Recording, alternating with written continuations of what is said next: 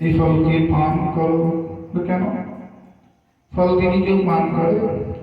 ফল তো খাওয়ার বিষয়বস্তু, ফল তো চর্বণ করার বিষয়। ফলকে আমরা কেউ পান করি নাকি? ফল তো আমরা হয় চুষে খাই, আমের মতো জিনিস হলে, বা আপেল আদি নাশপাতি আদি হলে আমরা কামড়ে চিবিয়ে খাই। তাহলে ফলকে পান করতে যাবো কেন খামাখা? ফল কি জল বা শরবত? বললেন যে ফলের খোসা বা আটি বাদ যায় সেই ফলকে চুষে কিংবা চিবিয়ে খেতে হয়। কিন্তু যে ফলের খোসার আটি বাদই যাবে না, তাকে আলাদা করে চর্বণ করার তো প্রয়োজনই হবে না, তাকে সরাসরি পান করলেই কাজ হয়ে যাবে।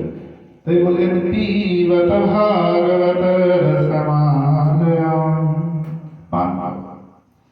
কারণ ভাগবত রূপ যে বৃক্ষ, ভাগবত রূপ এই বৃক্ষের কোনো অংশটাই বাদ দেওয়ার মতো নয়, সবটাই এখানে গ্রহণযোগ্য।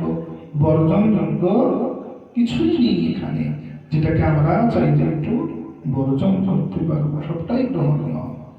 ভাগবতের একটি শ্লোক পর্যন্ত আমাদের কাছে বর্জনীয় নয়, শাস্ত্রের কোন শ্লোক আমাদের কাছে বর্জনীয় নয়। বলেন কেন? বলেন ভগবান নিজে প্রমাণ দিচ্ছেন। শ্রীমদ্ ভাগবত গীতার একটি শ্লোক আছে, অনন্যানাভক্ত্যো রাম যোগক্ষেমং বহম্যম। অনন্য চিত্তে, হে অর্জুন, অনন্য চিত্তে যে আমার সাধনা করে, আমি তার যোগ এবং ক্ষীণ, পাপ এবং পুণ্য উভয় নিজ স্কন্ধে বহন করে থাকি। যদি আমরা শ্রীমদ্ ভাগবত গীতার রাজযোগ দেখি, তো রাজযোগে দেখবো ভগবান বলছেন যে অর্জুন, আমি কারোর পাপেরও ভোক্তা নই, কারোর পুণ্যেরও ভোক্তা নই। না তো আমি পাপ গ্রহণ করি, না তো আমি পুণ্য গ্রহণ করি, আমি কোনটাই গ্রহণ করি না। এবং কর্মের যে বন্ধন, তার কর্ম দিয়েই কাটে। আমরা মনে করলাম যে আমি অনেক পাপ করে ফেলেছি, তো বোধহয় কুম্ভ চান করে আসলে আমার সব পাপের ভরাটা বোধহয় ওখানে শেষ হয়ে যাবে। একদম তা নয়। ভগবান নিজে বলছেন কর্মযোগে যে কর্মের দ্বারা যে পাপের বন্ধন আসে, আবার কর্মের দ্বারাই সেই পাপের বন্ধন বিনষ্ট হয়ে যায়। আমরা নৃসিংহ ঋণমুক্তি অষ্টকমে দেখতে পাই, যেখানে বারংবার স্তুতিতে প্রহ্লাদ মহারাজ বলছেন সিংহদেবের কাছে যে প্রভু, তুমি আমাকে ঋণ হতে মুক্তি করো। সিংহদেব জিজ্ঞাসা করছে যে প্রহ্লাদ, তোমার আবার ঋণ কিসের? তুমি তো কারো থেকে টাকা টাকা ধার নাও না, তোমার ঋণ কিসের? বলেন হে প্রভু, শুধু আমি নয়, আমার পূর্বপুরুষ থেকে যে পাপের ঘোড়াটা পরিপূর্ণ করে রেখেছে, যে কর্মের ঋণ হয়ে আছে, এই ঋণটাই তো মোচন হবে না। না, ওই ঋণের থেকে উপরে আর কি ঋণ হতে পারে প্রভু? তা ওই ঋণটা তুমি কৃপা করে একটু মোচন করে দাও। প্রহ্লাদ দিতে বলছেন ঋণমুক্তি অষ্টকমে যে হে প্রভু, যদি দিতেই হয় আমায়, তাহলে আমার ঋণটা মোচন করে দাও। কি দেবে? না, এত যে পাপের ঘোড়ার যে ঋণ, যে কর্মের ঋণ জমা করে গেছে আমার, শুধু আমি নয়, আমার পূর্বপুরুষ থেকে ঋণ হতে হতে হতে হতে ঋণের পাহাড় হয়ে গিয়েছে, ঋণের স্তূপ জমে গিয়েছে প্রভু। এই ঋণের স্তূপ থেকে উদ্ধার পাওয়ার কোনো পথ নাই, একমাত্র তব কৃপা কারাবলম্বনম। যদি তুমি কৃপা করে একটু দৃষ্টিপাত করো, কারণ তোমার দৃষ্টি তো ওই যজ্ঞাগ্নির মতো, যজ্ঞের অগ্নি যেমন কিছুক্ষণের মধ্যেই সব কাষ্ঠ বৃন্দকে পুড়িয়ে ছারখার করে দেয়, তেমনি তুমি যেই একবার তাকাও, তুমি তাকাতে না তাকাতেই এই পাপ রাশি ওই কাষ্ঠ রাশির মতো তৎক্ষণাৎ জ্বলে পুড়ে ছারখার হয়ে যায়। তো তুমি তাকালেই ওটি নষ্ট হয়ে যাবে। তো ভগবানকে প্রহ্লাদ স্তুতি করছেন, সেই ভগবান গীতায় নিজে অর্জুনকে বলছেন রাজযোগে যে দেখো অর্জুন, আমি না তো কারোর পাপ গ্রহণ করি, আমি না কারোর পুণ্য গ্রহণ করি, আমি দ্রষ্টা, আমি শুধু দেখি, আমি কোনোটাই করি না। তিনি আবার ভক্তি যোগে এসে বলছেন যে না না, যে ভক্ত অনন্য চিত্তে আমার ভজনা করে, যার চিত্ত কেবল আমার চরণেই নিমজ্জিত, যে আমার চরণে আত্মসমর্পণ করে ফেলেছে, সব দায়ভার আমায় দিয়ে দিয়েছে, আর যে আমার চরণ ছাড়া, আমার সেবা ছাড়া, আমার সুখ ছাড়া কিছু বোঝে না, তো তাকে দেখা আমার কর্তব্য। তাই যোগাক্ষেমহম, তার যোগ এবং ক্ষেম, তার পাপ এবং পুণ্য, আমি দুটোই নিজ স্কন্ধে বহন করে থাকি। যখন গীতাকে অনুবাদ করছেন অর্জুন মিশ্র উড়িয়া ভাষায়, তো অনুবাদ করতে গিয়ে এই শ্লোকটা দেখে অর্জুন মিশ্রের খুব সন্দেহ জাগল যে যিনি স্বয়ং ভগবান, যিনি ব্রাহ্মণের নৈবেদ্যের দিকে ফিরে তাকান না, তিনি খামাখা আমাদের পাপ বহন করতে চান। হতে পারে তিনি আমাদের পুণ্যের ভারটা নিতে পারেন, তা আমাদের পাপের ভার তিনি নেবেন কেন? পাপের ভারটা নেওয়ার কথা না।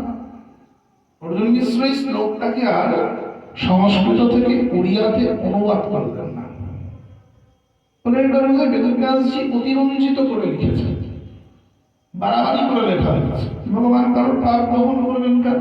ভগবান তো পাপ বহন করবেন না। কারণ তার আগেই দেখছেন যে শ্লোকে ভগবান বলছেন যে অর্জুন, আমি না তো কারোর পাপের ভোক্তা, না কারোর পুণ্যের ভোক্তা, আমি কারোর পাপ গ্রহণ করি না, কারোর পুণ্য গ্রহণ করি না, আমি কেবল দ্রষ্টা। তো যার কর্মের দ্বারা পাপ সঞ্চিত হয়, তার কর্মের দ্বারাই পাপকে বিনষ্ট করতে হয়। আমি মনে করছি যে আমি অনেক পাপ করেছি, আমি অনেক জীব হত্যা করে খেলাম, আমি অনেক পশু হত্যা করে গেলাম সারা জীবন ধরে, আমি একটুখানি কুমিয়ে গিয়ে ডুব দিলে আমার সবটা বিনষ্ট হয়ে যাবে না? কখনোই নয়। আমার কর্মের দ্বারা যে পাপ অর্জিত হয়েছে, আমার কর্মের দ্বারাই সেই পাপ বিনষ্ট হবে। আর কিসে বিনষ্ট হবে না? জ্ঞানের দ্বারা। জ্ঞান এমন অগ্নি যে পাপকে পুড়িয়ে ছাড়খাড় করে দেয়। তার জন্যই হরিকথা, তার জন্যই নিত্য নিত্য হরিকথা শ্রবণ করতে বলেছে বা হরিকথা কীর্তনে যেতে বলেছে। যে আমার পাপটাকে, আমার হরিকথা শ্রবণ কীর্তন যে কর্ম, যে কর্মযোগ্য, তা আমার সব পাপ রাশিকে তৎক্ষণাৎ বিনষ্ট করে দেবে, তৎক্ষণাৎ ধূলিসাৎ করে দেবে, একেবারে চোখের নিমেষে জ্বালিয়ে পুড়িয়ে দেবে, তাকে আর রাখবেই না। কিন্তু অর্জুন মিশ্রের শ্লোকটা খুব সন্দেহ জেগেছে যে ভগবান যিনি স্বয়ং ভগবান, তিনি আমাদের পুণ্য গ্রহণ করতেই পারে, তাহলে তিনি আমাদের পাপটা গ্রহণ করবেন কেন? আমাদের পাপ তো তার গ্রহণ করার কখনো কথা নয়। তিনি খামাখা পাপ গ্রহণ করতে যাবেন কিসের জন্য? যেহেতু পাপ গ্রহণ করবেন না। অর্জুন মিশ্র এই শ্লোকটাকে আর অনুবাদ করলেন না, ওইখানেই কলমটা নামিয়ে দিয়ে অর্জুন মিশ্র ভিক্ষায় বেরিয়ে গেলেন। অর্জুন মিশ্র এমন ব্রাহ্মণ যিনি অজবৃত্তি অবলম্বন করেন। কি করে?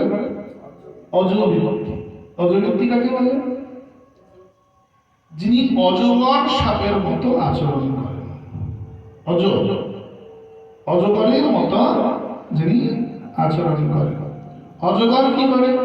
অজগর কিন্তু ছুটে গিয়ে শিকার করে না। সকল সাপ ছুটে গিয়ে শিকার করে। সর্পজাতি ক্ষুধা পেলে গর্তের থেকে বেরিয়ে এসে শিকারের জন্য বাইরে আসে। সর্পজাতি শিকারের জন্য ছুটে বেড়ায়। একমাত্র অজগর, যে সাপ কখনো শিকারের জন্য ছোটে না, ওর জায়গায় কুণ্ডলী পাখি বসে থাকে। যখন শিকার ওর সামনে আসে, তখনই একমাত্র অজগর শিকারকে গ্রহণ করে। অর্থাৎ অজবৃত্তি যে ব্যক্তি অবলম্বন করবে জীবনে, তিনি কখনো চাইতে পারবেন না যে আমাকে এটা দাও, আমাকে ওটা দাও। এটাকে বলা হয় অজবৃত্তি। মানে এইরূপ সন্ন্যাসী যদি বা ব্রাহ্মণ যদি ভিক্ষায় বেরোন, তিনি খুব বেশি হলে তোমার দোরের সামনে গিয়ে দাঁড়াতে পারে না, কিন্তু তোমার কাছে বলতে পারবেন না যে মানা ভিক্ষা দাও, যেটা অন্যান্য সন্ন্যাসীরা করবেন যে ভগবত ভিক্ষাম দেহি, ভিক্ষা দাও, এইটুকু বলতে তিনি পারবেন না। একে বলা হয় অজবৃত্তি। এবং কি অজগর সাপ ঠিক ততটাই স্বীকার করবেন যতটা তার প্রয়োজন, ততটাই খেয়ে ফেলবেন, কিন্তু এর অধিক তিনি স্বীকার করে নষ্ট করবেন না বা সঞ্চয় করবেন না। অন্যান্য পশুরা যেমন সঞ্চয় করে, যেটা মারল সেটা রেখে পচিয়ে পচিয়ে 4-5 দিন ধরে খায়, কিন্তু এইরূপই যে পশুরা তারা যতটুকু খাবে ততটুকুই স্বীকার করে, অর্থাৎ ভিক্ষায় ততটুকুই গ্রহণ করতে পারবে যতটুকু এসে তিনি সেই দিন রান্না করে ভোগ লাগিয়ে প্রসাদ পাবেন বা 10 জনকে পাওয়াবেন। পরের দিন কি খাবেন, পরের দিন কি ভোগ লাগবে, সেটা আগের দিন তিনি ভিক্ষা করতে পারবেন না। একে বলা হয় অজবৃত্তি অবলম্বন করা। খুব কঠিন, এটা সন্ন্যাসের চূড়ান্ত পর্যায়। যারা জীবনে অবলম্বন করেছে বা করে তাদের চরমে গন্তব্য। এখানে আজকের ভিক্ষার জিনিসটাকে আজকেই শেষ করে দিতে হবে, কালকের জন্য ভিক্ষা একটুখানি বাঁচিয়ে রাখলে হবে না। যেটা মহাপ্রভু গোবিন্দ ঘোষকে আদেশ করেছিলেন, কিন্তু গোবিন্দ ঘোষ পারেননি। গোবিন্দ ঘোষ পরের দিনের জন্য তাম্বুল সঞ্চয় করে মোটলায় করে রেখে দিয়েছিলেন। মহাপ্রভু বললেন, সন্ন্যাস তো তোমার জন্য নয়, যাও ফিরে যাও, তোমার মধ্যে তো সঞ্চয় বুদ্ধি চলে এসেছে। আরে গোবিন্দ, তুমি তো আমার সঙ্গে বাইরে বেরিয়েছিলে মনে অভিলাষ নিয়ে তুমি ঠাকুর সেবা করবে, তুমি ত্যাগী হবে, তুমি সন্ন্যাস নেবে, তুমি তোমার মধ্যে তো ভোগ চলে এলো, তুমি তো সঞ্চয় করতে শিখে গেলে গোবিন্দ। সঞ্চয় করা তো সন্ন্যাসীর ধর্ম নয়, সঞ্চয় করা গারস্থের ধর্ম। সন্ন্যাসী কখনো সঞ্চয় করতে পারে না, সন্ন্যাসী কখনো চাইলে জমাতে পারবেন না। সন্ন্যাসীর এক হাতে যদি 100 টাকা আসে, তাকে আরেক হাত দিয়ে 100 টাকা খরচা করে দিতে হবে, রাখতে পারবেন না। আর যদি রাখেন, তিনি সন্ন্যাসী নন। যদি রেখে দিলেন, যদি জমালেন, যদি সঞ্চয় ব্যক্তি এসে গেল জীবনে, তাহলে তাকে কখনোই সন্ন্যাসী বলা যাবে না। এই যে অর্জুন মিশ্র লেখাটাকে এখানেই বন্ধ করে দিয়ে আজ ভিক্ষায় বেরিয়েছেন। তো ভিক্ষায় বেরিয়ে দাঁড়ে দাঁড়ে দাঁড়িয়েছেন। তো রিয়ারা সবাই জানেন যে অর্জুন মিশ্র ইনি অজবৃত্তি অবলম্বন করেন, ইনি কারোর বাড়িতে এসে ডাক হাঁক করেন না। তো সবাই প্রতিদিন তৈরি থাকে যে উনি এই সময় আসবেন, আমরা বেরিয়ে এসে ওনাকে ভিক্ষা প্রদান করব। তো অর্জুন মিশ্র প্রত্যেকের দ্বারে দ্বারে যাচ্ছেন, কিন্তু আজ কেউ বেরিয়ে আসছেন না, কেউ ভিক্ষা প্রদান করছেন না। অর্জুন মিশ্র একে একে সারা গ্রাম ঘুরছেন, গ্রামকে গ্রাম ঘুরে ফেলছেন, বোধহয় পরের বাড়িতে পাবো, আরে এই বাড়িতে না দিই অন্য বাড়িতে পাবো, কেউ না কেউ তো এক মুঠো চাল দেবে, একটু আতক্ষণ ডোল দেবে, সেটা নিয়ে কি ভোগ লাগবে, কিন্তু কেউই ভিক্ষা প্রদান করবেন না। এদিকে দুটি বালক এসেছেন অর্জুন মিশ্রের বাড়িতে। অর্জুন মিশ্রের গৃহে ডাক দিলেন যে নারায়ণী দেবী বাড়িতে আছো। মা নারায়ণী বেরিয়ে এসেছেন। কারা তোমরা? বলে তুমি চিনবে না, তোমার স্বামী আমাদেরকে দিয়ে জগন্নাথ বলরামের প্রসাদ পাঠিয়ে দিয়েছেন, নাম প্রসাদ। নারায়ণী দেখলেন দুটি বাচ্চার মাথায় দুটো বড় বড় প্রসাদের ডিপে। জগন্নাথ দেবের তো 12 হান্ডি ভোগ লাগে, তো নিচের যে হান্ডিটা প্রচন্ড বড় আর ভারী হয়, তো ওইটুকু বাচ্চা মাথার মধ্যে অত বড় হাঁড়ি দেখে নারায়ণী দেখি দেবী বলে, নারী তোমার এইটুকুটুকু বালক তোমাদের মাথায় এত বড় বড় হান্ডি কিসের জন্য পাঠিয়েছে? জানে আমরা কি করে জানবো? তোমার বর পাঠিয়েছে। এত বড় হান্ডি পাঠিয়েছে, আমরা তো খাই বাবা দুজন, আর যেটুকু বেশি থাকে সেটুকু আমরা পাড়ার মধ্যে দিয়ে দিই, আমরা মানুষের মধ্যে বিলিয়ে দিই। আমরা তো সঞ্চয় করি না। তাহলে এত বড় হাড়ির প্রসাদ আমাদের কি হবে দুজনের মানুষের? আমরা তো সঞ্চয় করি না। ওরে তার হাড়ি না, মাথার থেকে হাড়ি যেই না নামিয়েছেন, মাথার থেকে ফিনকি দিয়ে রক্ত বেরোনো শুরু হয়েছে। কি তোমাদের মস্তক দিয়ে রুধি নির্গত হচ্ছে কেন বাবা? কে মারলো তোমাদের? কেমন করে মাথা ফেটেছে? পড়ে গিয়েছ? না। তাহলে কি হয়েছে বললে তুমি বিশ্বাস করবে না। কেন বিশ্বাস করবো না বলো? আরে তোমরা তো শিশু, মাত্র 5 বৎসরের বালক। বালক তো স্বয়ং ভগবানের স্বরূপ হয়। বালক তো কখনো মিথ্যা বলে না। আরে বলো কি হয়েছে? কেন বিশ্বাস করবো না? তুমি বললেই বিশ্বাস করবো। বলো বাবা কি হয়েছে? আগে অঙ্গীকারবদ্ধ হও, হাতে গঙ্গার জল নিয়ে তুলসী নিয়ে আগে প্রতিজ্ঞা করো, যা বলবো একবারে বিশ্বাস করবে, মিথ্যে ভাববে না। নারায়ণ দেবী হাতে জল তুলসী নিয়ে অঙ্গীকার করলেন যে হ্যাঁ, অঙ্গীকারবদ্ধ হচ্ছি, তুমি যা বলবে তাই বিশ্বাস করব, তোমার কথাকে মিথ্যা ভাববো না। বালক দুটি বললেন, মা, তোমার স্বামী আমাদেরকে বাঁশের চেনা দিয়ে দিয়েছে। সে কি কথা? স্বামী বাঁশের চেনা দিয়ে মেরেছে? আরে আমার স্বামী তো সজ্জন ব্রাহ্মণ। আমার স্বামী কারোর সাথে কটু কথা পর্যন্ত বলে না। আমার স্বামী অধবৃত্তি অবলম্বন করে। সে না তো কখনো কারোর কাছে ভিক্ষা চায়, না কারোর সাথে পাশে থাকে। তা সারাদিন তো একটাই কাজ, গ্রন্থ পড়া, গ্রন্থ লেখা। একটাই কাজ না সে জানে। হয় সারাদিন বই মুখে নিয়ে বসে থাকে, আর খাতা কলম করে বসে থাকে। এছাড়া কোনো কাজ সে জানেই না। তো তোমাদেরকে মারতে যাবে কেন বাবা? দেখেছো তো মা, আমরা আগেই বলেছিলাম তুমি বিশ্বাস করবে না। তো অঙ্গীকারবদ্ধ বলে তৎসত্ত্বেও তুমি বিশ্বাস করবে না। সত্যি তো, আমি তো অঙ্গীকারবদ্ধ হয়েছি। এসো বাবা। বলে নারায়ণী দেবী আঁচল ছিঁড়ে কাপড় দিয়ে বালক দুটির কপালে পট্টি বেঁধে দিলেন। বালক দুটি প্রসাদ নামিয়ে চলে গেল। সারাদিন ঘুরে সন্ধ্যে বেলায় এসেছেন অর্জুন মিশ্র নারায়ণী। আজ সারাদিন ঘুরেও এক মুষ্টি আতপন্ড জুটল না। আর সারাদিন ঘুরেও একটু ভিক্ষা পেলাম না। আর জলটাই শরীরটাই বদলাম।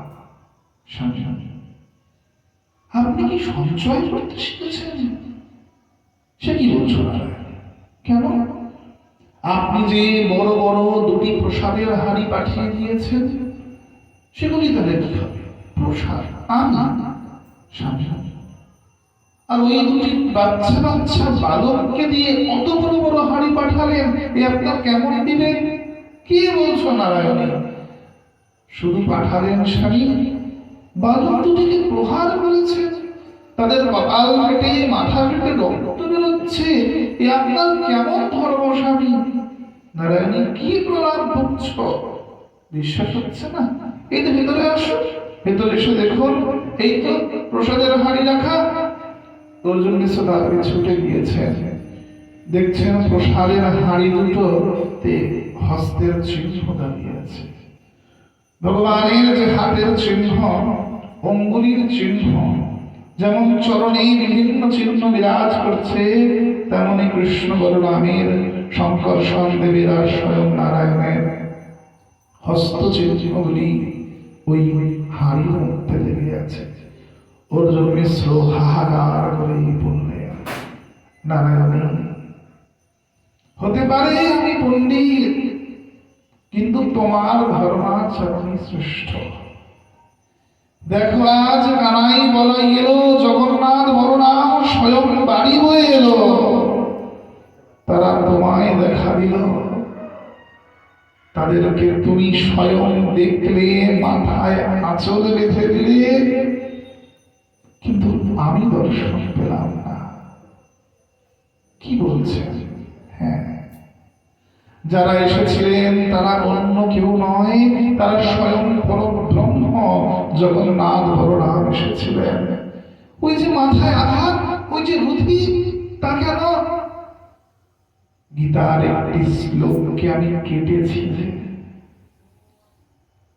মহাভারতের ভীষ্ম পর্বের 18টি অধ্যায়, মহাভারতের শ্রেষ্ঠ অধ্যায়, তার একটি শ্লোককে আমি অবমাননা করেছি, অতিরঞ্জিত ভেবেছি, ভেবে শ্লোকটি কেটে দিয়েছি, সেই শ্লোকটি অনুবাদ করিনি।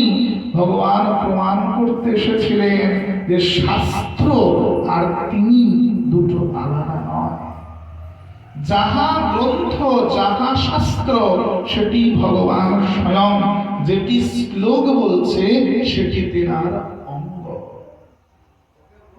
শ্রীমদ্ ভাগবতমের 12 স্কন্ধ ভগবানের 12 অঙ্গ, প্রত্যেকটি অধ্যায় এক একটি উপাঙ্গ। তার একটি শ্লোককেও যদি জীবনে অবমাননা করা হয়, যেটা অতিরঞ্জিত না মানলাম, সেখানে ভগবানের দেহ স্খলন করানো হয়, ভগবানের দেহ কেটে দেওয়া হয়, তার দেহে আঘাত করা হয়। শাস্ত্র আর তিনি আলাদা। যদি তিনি সাক্ষাৎ কিছু রূপে থাকে, তবে তিনি শাস্ত্র রূপেই আছেন। শ্রী বিগ্রহ যেখানে অনেক নিয়ম, সুচ্ছা, এটা সেটা, কত নিয়ম মানার পরে তবে শ্রী বিগ্রহ প্রাণ চঞ্চল হয়ে ওঠেন, প্রাণবন্ত হয়ে ওঠেন। কিন্তু শাস্ত্র এমন জিনিস যেটি ভগবানের সাক্ষাৎ স্বরূপ। শাস্ত্র ভগবানের সাক্ষাৎ স্বরূপ, যেটি ভগবানের সাক্ষাৎ অঙ্গ, যেখানে একটুও ভগবানকে আলাদা করে পাওয়া যায় না, সহজে যেখানে ভগবানকে অতি সহজে লাভ করা যায়। নিগমকল্পতরুর্গলিতং ফলম সুখমুখাদৃতো দ্রবসংযুতম পিবতো ভাগবতো রসম। এই রসকে পান করো, কারণ এই রসের কোনোটাই ফেলে দেওয়ার মতো নয়। যার খোসা আটি বাদ যাবে, তবে তো তুমি সেটা ফেলবে। যেটার খোসা আটি বাদই যাবে না মা, তাকে তুমি ফেলবে কি করে? এখানে ফেলার মতো কিছু নাই, তো তাই এটিকে পান করতে হবে। আম পাকলে খেতে মধুর, রসাল, টৈটুম্ব, তবুও তার খোসাটি বাদ দিতে হচ্ছে। কিন্তু ভাগবত রসামৃত তো এমন রস, যেখানে ফলটি সুপাক, সুরসাল, আর যেটি আর লেজ্জ নেই, যেটি পেয় হয়ে গেছে, যাকে আর চর্বণ করতে হচ্ছে না, যাকে আর চষে খেতে হচ্ছে না, যাকে একেবারে সরাসরি শরবতের মতো পান করা যাচ্ছে। আখের ছিলকা থেকে পেশনি যন্ত্র দিয়ে রস বের করে দিলে যেমন বাচ্চাও তাকে চুপচুপ করে গ্রহণ করতে পারে, তখন আর আখের ছিলকাটা বাদ দিতে হয় না। ভাগবত হচ্ছে এমন শাস্ত্র, মহামণি বেদব্যাস আমাদের কাছে এমন করে এনে দিয়েছেন, যার কোনোটার বাদ যাবে না। শুধু গুরুচরণ আশ্রয়টা হলেই হবে। গুরুদেব কি না, গুরুদেব হচ্ছে পেশনি যন্ত্রের মতো, রসটা বের করে আমাদের সামনে পেয়ালায় করে ধরে দেবেন, আর আমরা বাচ্চার মতো যেটি গ্রহণ করতে পারবো। পিবত ভাগবত রসমালয়াম।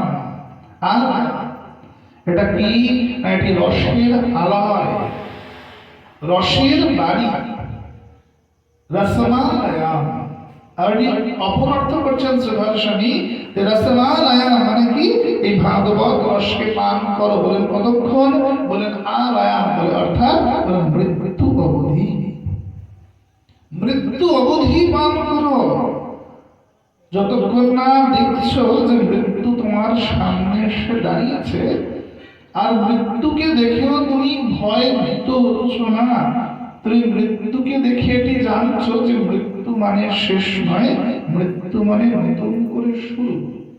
তুমি জানছো মৃত্যু মানে শেষ নয়, মৃত্যু হে বান্ধব, তুমি এসো, তুমি আমাকে আলিঙ্গন করলে আমি দেহরূপী বন্ধনটা ঘুচে যাবে, আর দেহরূপী বন্ধন ঘুচে গেলে আমি তো তার দাস, আমি আত্মা, আমি তার চরণে বিলীন হয়ে যাব।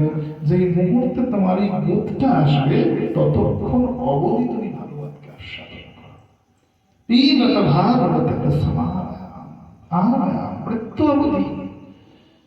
কারণ আমরা এখনো মৃত্যু দেখলে ভয় পাই।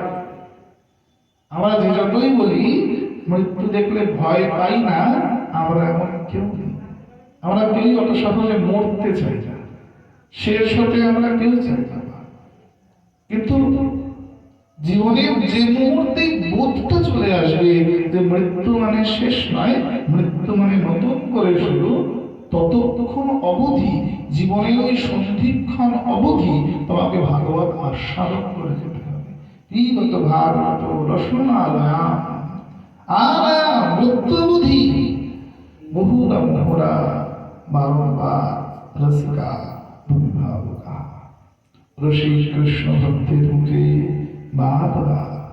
বারংবার তাকে আস্বাদন করতে থাকো, বারংবার তাকে গ্রহণ করতে থাকো। আস্বাদন করলে এ তোমায় সহজেই যার কথা তার চরণ কমল অবধি নিয়ে চলে যাবে। ভগবানের সাক্ষাৎ সচল রূপ যদি কিছু হয়ে থাকে, তাহলে একমাত্র তার বাণীময় রূপ, তার বাঙ্গময় রূপ।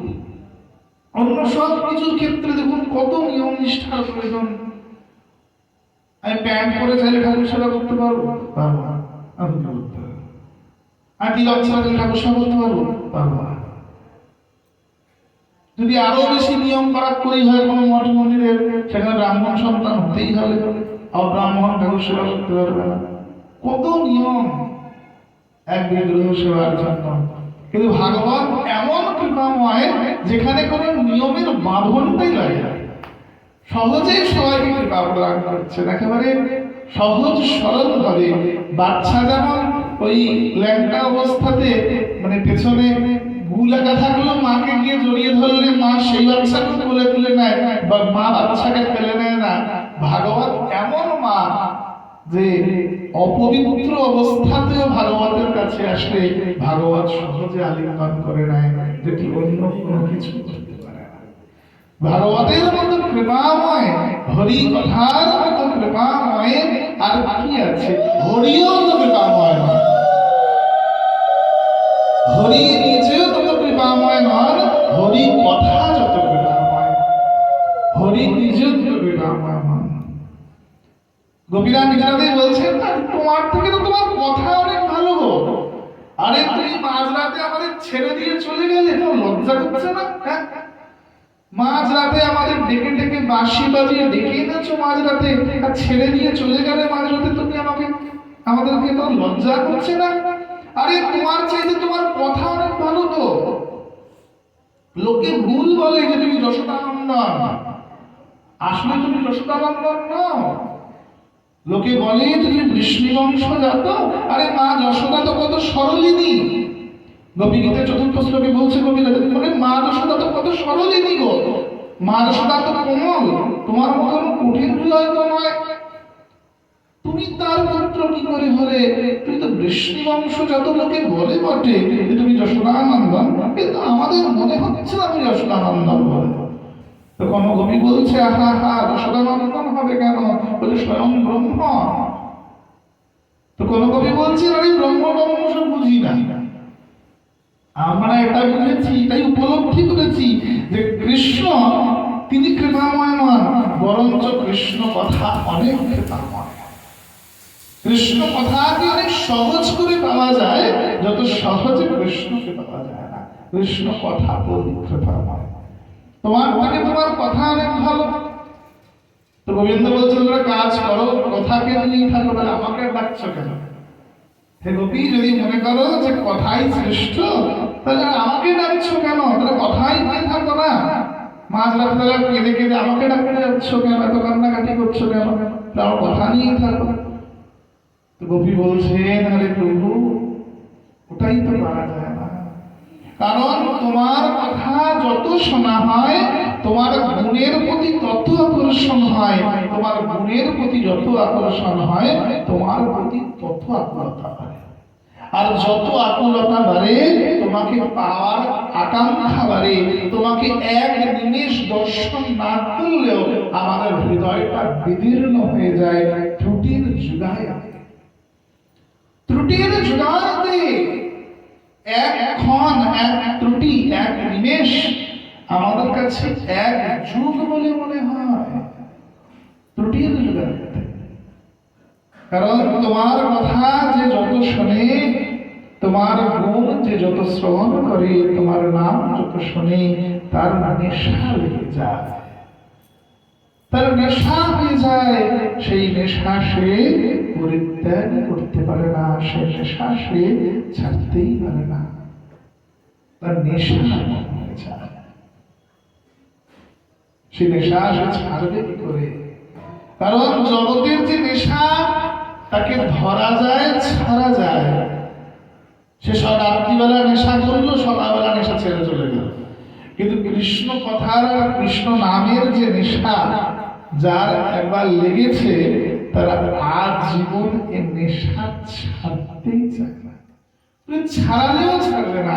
যার নেশা লেগেছে হরি কথার, হরি নামের, তার নেশা ছাড়ালেও ছাড়ে না, ও ছাড়ানোই যায় না, তাকে ছাড়ানো অসম্ভব। রামচরিতমানসে তুলসীদাসজি বলছেন না, বলে হরি কথার শ্রবণ কর্তাকে বা হরি কথার কথন কর্তা কথককে, বাচন কে করবে, শ্রবণ কে করবে? বলে যিনি লোভী তিনি করবে। বলে তাহলে তো লোভ তো ষড়রিপুর মধ্যে পড়ে, তাই না? লোভ সে তো ষড়রিপুর মধ্যে পড়ে যায়। কাম, ক্রোধ, লোভ, মোহ, মদ, মৎসর্য, ষড়রিপুর মধ্যে লোভ পড়ে যায়। তো তুলসীদাসজি বলছেন, রামচরিতমানস তুলসীদাস কলম দিচ্ছেন, কাকভূষণী গরুড়কে বলছেন যে আরে গরুড়, এমন লোভ হওয়াও সার্থকতা। জগতে যদি প্রকৃত কারণ লোভ হতেই হয়, তার লোভ যেন হরি নামে আর হরি কথায়, তার লোভ যেন হরি নামে আর হরি কথায় হয়। যার জীবনে লোভ এসেছে, হরি নামের প্রতি লোভ আর হরি কথার প্রতি লোভ, তার উদ্ধার এমনি হয়ে গেছে। তা নতুন করে উদ্ধার হতে বাকি নেই, কেবলমাত্র ভগবান যে কদিন চাইছেন সেই কদিনই দেহে রেখে দেবেন এই জগতে লীলা করার জন্য। আর যেদিন মনে করবেন যে না, এ জগতের লীলা তার শেষ হয়ে গেছে, এ জগতে আর তার প্রয়োজন নাই, এমনি সেদিন নিজের চরণে তুলে দেবেন। হরি কথায় লোভ আসা, এটাও লোভ কৃপা। এই একজনের কৃপা নয়, জন্ম জন্মান্তরের কৃপা। জন্ম জন্মান্তর ধরে সাধন করতে করতে করতে কোনো না কোনো এক জন্মে হরি কথার প্রতি সাধকের লোভ জন্মায়। আমরা কি ভাবি যে আমাদের এ জন্মে এটা চলে এসেছে? কখনোই নয়। কত জন্ম ঘুরতে ঘুরতে ঘুরতে যে এই জন্মে গিয়ে সীতানাথের পরম করুণায়, পরম কৃপায়, গুরুদেবের অশেষ করুণা বলে যে হরি কথার প্রতি লোভ এসেছে, তা বলাই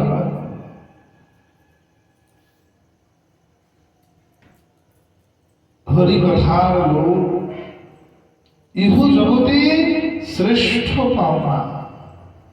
যিনি হরি কথা পেয়েছেন তিনি হরিকেও সহজেই লাভ করেছেন, সহজেই পেয়েছেন, সহজেই তাকে সেখানে লাভ করে নেওয়া যায়। ভরতমুনিকে সঙ্গে যখন রাজা রঘুগণের দেখা হয়েছে, রঘুগণ প্রশ্ন করছেন যে হে গুরুদেব, আপনি বলুন যে উদ্ধারের পথ কি? আপনি তো বললেন যে আমি উদ্ধার করতে এসেছেন আপনি আমাকে এই বেশে, তো বলুন উদ্ধারের পথ কি? ভরতমুনি বললেন, শোনো, উদ্ধার যদি হতে হয় একটি একটি পথ রয়েছে তোমার জন্য, কি? সাধু সঙ্গ, নিরন্তর সাধু সঙ্গ আর কুসঙ্গ থেকে বেঁচে থাকা। প্রথম নিরন্তর সাধু সঙ্গ, দ্বিতীয় কুসঙ্গ থেকে বেঁচে থাকা। রূপ সনাতন শিক্ষায় শ্রীমান মহাপ্রভু রূপ গোস্বামী বাদকে খুব সুন্দর একটি কথা বলেছেন, যেহেতু সাধু সঙ্গ যত না প্রভাবশালী, তার চেয়ে অধিক প্রভাবশালী কুসঙ্গ। তাহলে কেন সাধু সঙ্গের কি প্রভাব নেই? যে মহাপ্রভু কুসঙ্গের এত প্রভাবের কথা বলছেন, তাহলে কি সাধু সঙ্গ প্রভাব ফেলে না আমাদের মধ্যে? বলছেন না। ধরে নিন একজন নেশাখোর, যিনি জোয়ান বয়স থেকে মদ খায়, তো অনেক কষ্টে সৃষ্টে তাকে মদ ছাড়ানো হয়। মদ টদ ছাড়িয়ে এবার শেষ ভালো খাবার দাবার খায় আর মদ টদ খায়। কিন্তু দেখা গেল কয়েক বছর পরে তার সেই পুরনো বন্ধু বান্ধব, 5-10টা বন্ধু বান্ধব আবার জুটে গেল। বন্ধু বান্ধব বলবো না, একদিন একটু হয়ে যাক, অসুবিধা কি আছে? হয়ে যেতে হবে না, যদি বন্ধু বান্ধবের সঙ্গে দেখা হয়ে যায়, কারণ তার যে বৃত্তি, এত দিনের তার যে বৃত্তি জেগে রয়েছে, ওই বন্ধুদের সাথে দেখা হলেও সে পুনরায় আবার নেশা। আমাদের যে বৃত্তি, আমাদের এত জন্মের যে বৃত্তি তৈরি হয়ে রয়েছে, আমাদের যে আহার নিদ্রা ভয় মৈথুনের বৃত্তি, হরিনাম না করার বৃত্তি, হরি কথা না শোনার বৃত্তি, হরি ভজন না করার বৃত্তি, যদি আমরা কিঞ্চিত পরিমাণে একটু কুসঙ্গ করে ফেলি, এমন আত্মীয়দের সঙ্গ করে ফেলি যে আত্মীয়রা আমাকে হরি নাম থেকে চ্যুত করতে চাইছে, হরি কথা থেকে চ্যুত করতে চাইছে, তাহলে কি হরি কথা শুনিস রে, সারাক্ষণ হরি নাম করিস রে, এই দেখ আমরা কত সুন্দর ঘুরছি, কত ভালো আছি, ফুর্তি করছি। এইরূপ ব্যক্তিদের যদি কিঞ্চিত সঙ্গ হয়ে যায়, তৎক্ষণাৎ সেই সাধকের স্খলন হয়ে যায়। মহাপ্রভু স্বয়ং নিজের মুখে রূপ গোস্বামী বাদকে শিক্ষা দিচ্ছেন প্রয়াগ তীর্থে বসে। কোথায় বসে? প্রয়াগ তীর্থে বসে। আমরা তো মনে করি যে কুম্ভ মানে ওদের ডুব মেরে চলে আসা, কুম্ভ মানে ডুব মেরে চলে আসা না। তীর্থ তো তীর্থ তখন হয়ে ওঠে যখন তীর্থের হরি কথা আমাদের ভিতরে প্রবেশ করে, সাধুর কথা, সাধুর উপদেশ আমাদের ভিতরে প্রবেশ করে। যদি না করে শতগঙ্গা চান করেও জীবনে কোনো লাভ হয় না, কোনো কৃপা তার লাভ হয় না। শতগঙ্গা চান করে কিছু হবে না। মহাপ্রভু ভবিষ্যৎকে বলছে যে হরিরূপ সর্বপ্রথম অনর্থ নিবৃত্তি এবং দ্বিতীয় সাধু সঙ্গ এবং তৃতীয় কুসঙ্গ হইতে বেঁচে থাকা, যেটা অতি প্রয়োজন, যেন কদাপি বেরসিক অভক্তের সঙ্গ জীবনে না হয়ে যায়। বেরসিকের সঙ্গ যদি একটু লাভ হয়ে যায়, তো জীবনটা ওইখানেই শেষ। ভক্তমাল গ্রন্থে আরো খুব সুন্দর উল্লেখ পাই। ভক্তমাল গ্রন্থে নাভারাজজি বর্ণন করছেন, নাভারাজজি গল্প করছেন যে দুই ভক্ত যাচ্ছেন পথ দিয়ে, গুরু আর চেলা, গোরক্ষনাথজি আর গোরক্ষনাথজির চেলা শিষ্য। তো গুরুদেব খুব উচ্চমার্গীয় সাধক, শিষ্যকে উত্তম ভজন শিক্ষা দেন। তো পথে গোরক্ষনাথ এবং শিষ্যের সাথে যাচ্ছেন। পথে এক রমণী খোঁড়া হয়ে বসে আছে। তো শ্রী গুরুদেব দেখলেন রমণীটি খোঁড়া হয়ে বসে আছেন। শ্রী গুরুদেব রমণীটিকে কোলে করে পার করার চেষ্টা করলেন। যেই না পার করেছেন, তার রমণীটি আবার দেখে বললেন যে আমার দুদিন কিছু খাওয়া হয়নি, কিছু খেতে পাই। তো সঙ্গে সঙ্গে গুরুদেব আবার ভিক্ষা টিক্ষা করে এনে রমণীটিকে খাওয়ানোর চেষ্টা করছেন। যেই না খেতে পেয়েছেন, রমণীটি আবার বলছেন যে হে গুরুদেব, খেতে তো দিলেন, কিন্তু আমার মাথায় তো ছাদ নাই, আমি একেলা রমণী, আপনি তো জানেন যে अकेली की खुली हुई तिजोरी की तरह होती है। তো মাঝ রাস্তায় আমি তো খোলা সিন্ধুকের মতো, তাহলে আমার কি হবে, আমার রক্ষার কোনো ব্যবস্থা করে দিন। তো গুরুদেব রমণীর জন্য ভিক্ষা টিক্ষা করে আবার একটি গৃহ বানিয়ে দিয়েছেন, একটি কুটির বানিয়ে দিয়েছেন। তো রমণী বললেন যে গুরুদেব একটা কাজ করুন, বানিয়ে যখন দিয়েছেন তাহলে আলাদা করে আর কেন খাবেন, আপনি ভিক্ষা টিক্ষা করে এখানে এনে দিন, আমি এখানে রসই করব, আপনি এখানে সেটা প্রসাদ পেয়ে যাবেন। তো করতে করতে করতে গোরক্ষনাথের এই রমণীর প্রতি এত মায়া নির্মাণ হয়েছে যে গোরক্ষনাথ নিজের সাধুত্ব ভুলে গিয়ে এই রমণীর সঙ্গে রমণ করা আরম্ভ করে দিয়েছেন। শিষ্য মাথায় হাত দিয়ে ভাবছেন, হায় হায়, যে গুরুদেব কৃপা করে আমাকে এই পথে নিয়ে আসলেন, তিনার আজকে এই অবস্থা হয়ে গেল, তিনি আজ রমণী বিহার করছেন, কি করবো এখন?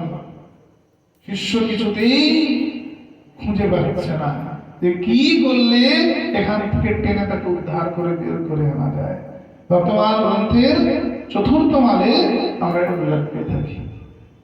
অপূর্ব কথা লিখেছেন রামদাস সেখানে, যে কখনো কখনো ভজন পথ থেকে শিষ্য গুরুকে উদ্ধার করে নিয়ে চলে আসে, এতে কোনো দোষ নাই। তো শিষ্য গোরক্ষনাথের শিষ্য গোরক্ষনাথকে টেনে একদিন বাইরে বের করে নিয়ে এসেছেন, সাধু সঙ্গের মাঝে বেড়েছেন। 10-15 জন সাধু একত্রিত হয়ে বসে আছেন, রামানন্দী সাধু আর রামানন্দী সাধুদের এই পুরো বৈঠকের মাঝে এনে গোরক্ষনাথকে ফেলে দিয়েছেন। আর ফেলে দিয়ে বলছেন যে আপনি কিসের মনে করে আছেন? বলছে না, অনেক স্বর্ণ অনেক সোনা ভিক্ষা করে ওখানে রাখা আছে। বলছে আর কিছু? গুরুদেব তার মুখে বলতে পারছেন না যে আমি রমণীটার মায়ায় পড়ে গেছি, আমি রমণীটার মায়ায় আমার মধ্যে চলে এসেছে। গুরুদেব বারবার করে সোনার কথা বলছেন, স্বর্ণের কথা বলছেন, কাঞ্চনের কথা বলছেন, কামিনীর কথা তো মুখ দিয়ে বলতে পারছেন না বেচারা।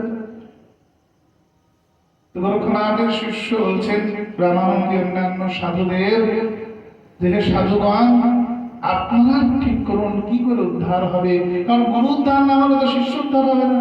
যদি উনি পতিত হয়ে যান তাহলে তো আমিও পতিত হয়ে যাবো, আমার উদ্ধার হবে কি করে? সাধুরা প্রস্রাব করছেন, আর গোরক্ষনাথ দেখলেন প্রস্রাবের সঙ্গে সঙ্গে, সাধুদের প্রস্রাবের সঙ্গে সঙ্গে মোহর বেরোচ্ছে, স্বর্ণ মোহর। গোরক্ষনাথের সঙ্গীত ফিরে গেল। যে ভাগবতে তো আছে, হরিকথায় আছে, রামচরিতমানসে আছে, যে সাধু যেটি পরিত্যাগ করে দেয় তো সেটার মধ্যেও পরম লাভের বিষয়বস্তু থেকে থাকে। আমি আজ কি করছিলাম? সত্যি তো শাস্ত্রে বলেছে যে সাধুর ফেলে দেওয়া চরণের ধুলিতেও স্বর্ণমহর কাঞ্চন বিরাজ করে, আর আমি এক রমণীর মুখে করে, কামিনী কাঞ্চনের মুখে করে আমি আজ গৃহস্থের ন্যায় আচরণ করছিলাম, আমার জীবনটা গৃহীর ন্যায় হয়ে যাচ্ছিল। হায় হায়, এ আমি কি করলাম? সাধুদের চরণে যেই না লুটিয়ে পড়েছে, সাধুরা বলছেন আমাদের চরণে লুটাতে হবে না। আরে আপনি তো আমাদের প্রণম্য, আপনি আমাদের মহাপ্রণম্য, আপনাকে তো আমরা প্রণাম করি। হে গোরক্ষনাথ, কামিনী কাঞ্চন এমন জিনিস যার সঙ্গ একটু লাভ হলেও বিনষ্ট হয়ে যায়, আর সেটা কিসের থেকে আসে? অভিমানের থেকে আসে। কিসের থেকে আসে? অভিমানের থেকে। যার মধ্যে অভিমান চলে আসে যে আমি বড় সাধক, আমি বড় সাধনরত, আমি বড় সাধন কর্তা, এই অভিমানের থেকে তার ভজন পথ থেকে স্খলন হয়ে যায়। আমরা রামচরিতমানস গ্রন্থে নারদ উপাখ্যানে দেখতে পাই, প্রভু রামচন্দ্র যে অবতার হয়েছেন তিনি তো অনেক কারণে অবতার হয়েছেন। যখন জিজ্ঞাসা করলেন মা পার্বতী মহাদেবের কাছে যে রাম চরিত্র সম্বন্ধে যদি আমাকে একটু কিছু বলেন, তো বাবা মহাদেব পার্বতীকে বললেন যে রাম তো কই রাম তো একজন নয়, এক তো দশরথ নন্দন, দুসরা ধনুর্ধর। তুমি কার কথা শুনতে চাইছো হে পার্বতী? বলছে যে তিনি স্বয়ং ব্রহ্ম রাম, আমি তার কথা শুনতে চাইছি। তো মহাদেব বললেন যে যিনি স্বয়ং ব্রহ্ম রাম তিনি দশরথ নন্দন রাম। আর তিনি দশরথ নন্দন রাম, তার অবতার হওয়ার অনেক কারণ আছে। এক একটি কল্পে এক একটি জিনিস হয়েছে এবং এক একটি কল্পের এক একটি কার্যের জন্য আজ তিনি রাম হয়ে এসেছেন। তো যে পার্বতী, তোমার একটি কথা শোনাই, শোনো। যেখানে অভিমান তত্ত্বটি আসছে, দেবঋষিপাদ নারদ সাধন করার জন্য একদা গণ্ডকী নদীর তটে গেছেন। নেপালের গণ্ডকী নদী, কালী গণ্ডকী, নেপালের দীর্ঘতম নদী, যেখানে শালিগ্রাম শিলা পাওয়া যায়, নারায়ণ শিলা একমাত্র নেপালের গণ্ডকী নদীতে লাভ পাওয়া যায়, যেটা শালিগ্রাম বলা হয়। শালগ্রাম বলে একটি গ্রাম আছে, এই গ্রামের পাশ দিয়ে নদীটা বয়ে আসে। গ্রামটার নাম হচ্ছে শালগ্রাম। ঠিক এই নদীরই যেখানে নেমে এসেছে সেখানে কিন্তু সীতার বাপের বাড়ি। কার বাড়ি সেখানে? মা সীতার বাপের বাড়ি, রামচন্দ্রের শ্বশুর বাড়ি। প্রভু রামচন্দ্রের শ্বশুরাল জানানপুর। এই শালগ্রাম, শাল নামক গ্রামের পাশ দিয়ে নদীটা বয়ে আসে, তাই এই নদীর আরেক নাম হচ্ছে শালিগ্রামী নদী। নদীর আসল নাম হচ্ছে গণ্ডকী। আর যেহেতু গ্রামের পাশ দিয়ে বেরোয়, তাই নদীটার নাম হয়ে যায় শালিগ্রামী। এই গ্রামের পাশ দিয়ে বেরোয়, তাই নদীর আরেকটা নাম হচ্ছে নারায়ণী নদী। দামোদর কুণ্ড থেকে উৎসবে নিচক দিয়ে নেমে আসে। খুব মনোরম পরিবেশ। নারদজি দিব্য মনোরম পরিবেশে এসে দিব্য আনন্দিত হয়েছেন এবং গণ্ডকীর সামনে একটি গুহার মধ্যে প্রবেশ করে নারদজি সাধন আরম্ভ করেছেন। নারদজি সাধন শুরু করলেন। তেমন সময় কাম তার বড় ইচ্ছা হয়েছে যে আমি একটু পরীক্ষা করে দেখি। আর দেবরাজ ইন্দ্র তিনি মনে মনে ভাবছেন যে হায় হায়, আরে নারদজির মতো ঋষি দেবর্ষি ইনি বেচারি এত কঠোর তপস্যা করছেন কেন? ইনি তো এক জায়গায় বসেন না, কিন্তু হরিনাম করতে করতে নেচে নেচে বেড়ান। ইনি এক জায়গায় বসেন কেন? তাহলে নিশ্চয়ই কোনো গন্ডগোল আছে। তাহলে কি নারদ আমার পদ পাওয়ার জন্য, আমার চেয়ারটা পাওয়ার জন্য উনি কি খুব লালায়িত হয়েছেন? আসলে যার পদ নেই তার যাওয়ার চিন্তা নেই, যার পদ আছে তার যাওয়ার চিন্তা আছে। আরেকটি বিষয় এখানে কৃষ্ণ ব্যাখ্যা করেছেন দোষদাস, যার মধ্যে কমতি আছে, যিনি জানেন যে আমি এটার পূর্ণ যোগ্য নই, আমার থেকেও অনেক যোগ্য ব্যক্তি আছে, তার মনে সদা সর্বদা ভীতি কাজ করে যে আমার এই না স্খলন হয়ে যায়, এই না স্খলন হয়ে যায়।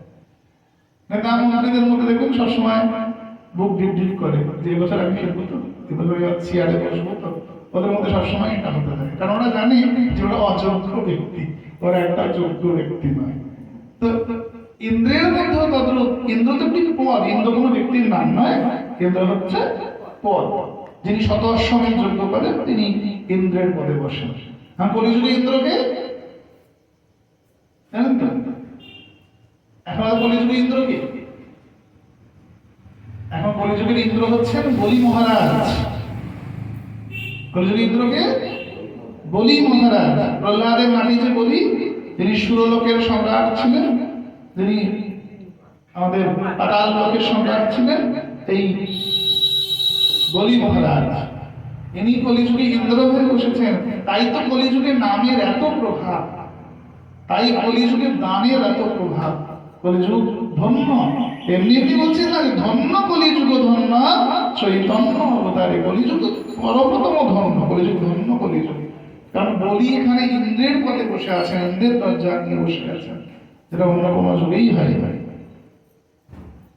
তো ইন্দ্র মনে মনে ভাবছে যে হায় হায়, দেবর্ষি পাদ নারদের মতো একজন তপস্বী, তার একজন ঋষি তিনি ছাড়ি এত ঘোর তপস্যা করছেন কেমন? ঋষি অনেক প্রকার হয়, ঋষির অনেকগুলি ভাগ আছে, ব্রহ্মর্ষি, মহর্ষি, রাজর্ষি, তপস্বী এবং অন্তিম হচ্ছে দেবর্ষি। ব্রহ্মর্ষি অর্থাৎ যিনি ব্রাহ্মণ হয়ে ঋষি, তাকে কি বলা হয়? ব্রহ্মর্ষি। যিনি ব্রাহ্মণ কুলে জন্মেছেন আবার ঋষি, যেমন দুর্বাসা, এই ব্রহ্মর্ষি, ব্রাহ্মণ হয়েও ঋষি। মহর্ষি যেমন বশিষ্ঠ দেব, মহর্ষি বশিষ্ঠ। আমরা বশিষ্ঠ শব্দটি ব্যবহার করতে গেলেই মহর্ষি শব্দটি ব্যবহার করি, মানে মহান ঋষি। বশিষ্ঠ হচ্ছেন মহান ঋষি। ইনি কিন্তু বশিষ্ঠদেব কিন্তু উচ্চ বর্ণের ঋষি নন। বশিষ্ঠদেব কিন্তু ব্রাহ্মণ বংশে জন্মান। সেই বশিষ্ঠদেবের জন্ম ব্রাহ্মণ বংশে হয়নি, কিন্তু বশিষ্ঠদেব কিন্তু ক্ষত্রিয় বংশজাত। বশিষ্ঠদেব কিন্তু ব্রাহ্মণ বংশে আসে। কিন্তু বশিষ্ঠদেবকে মহর্ষি বলা হয়েছে। বশিষ্ঠদেব ক্ষত্রিয় বংশজাত, তিনি ব্রাহ্মণ বংশের জাত নন। যে কারণে বশিষ্ঠদেবকে মানে রাজসূয় যজ্ঞের সময় সমাদৃত করা হয়নি। যখন রাজসূয় যজ্ঞ হয়েছিল অযোধ্যাতে, তখন বশিষ্ঠদেবকে সমাদর পর্যন্ত করা হয়। বশিষ্ঠদেবকে সমাদর করে। যখন মহারাজ প্রবেশ করছেন, কাশীর রাজা নারদজি শিখিয়ে দিয়েছিলেন যে শোনো, তুমি যাচ্ছ তো, তুমি কাজ করলে সবাইকে প্রণাম করবে, সবাইকে সবার কাছে মাথা নত করবে, তুমি না বশিষ্ঠকে প্রণাম করবে। তো কেন প্রণাম করবো না? ও তো ব্রাহ্মণ নয়, ও তো ক্ষত্রিয় বংশে জন্মেছে। ব্রাহ্মণ নয়, প্রণাম করতে যাবে কেন? তো কাশীরাজ মনে করলেন দেবর্ষি নারদ বলেছেন, ঠিক আছে প্রণাম করবো না। কাশীরাজ প্রবেশ করেছেন ভিতরে, বসেছিলেন সিংহাসনে। সব ঋষিরা সবাইকে প্রণাম করেছেন, বশিষ্ঠকে প্রণাম করলেন না। বশিষ্ঠ খুব রেগে গেলেন, বশিষ্ঠ খুব কুপিত হলেন, অপমানিত হলেন। কেমন লাগে যদি 10 জনকে দেখা গেল পাশাপাশি 10 জনকে প্রণাম করেছে, একজনকে প্রণাম না করলে তাকে অপমানই করা হয়। তো বশিষ্ঠ খুব কুপিত হলেন। তো প্রভু রামচন্দ্র যখন গুরুকে প্রণাম করতে এসেছেন, বলবেন রামে হারি লাল কি এই রাতারি প্রসাদ বানার, বৃষ্টি আসছে কিন্তু মেঘের ডাক শুনে কিন্তু মায়ের ওটা তিল মিলিয়ে উঠেছে। বলবেন রামে হারি লাল কি শ্রীমতী রাধা রানী।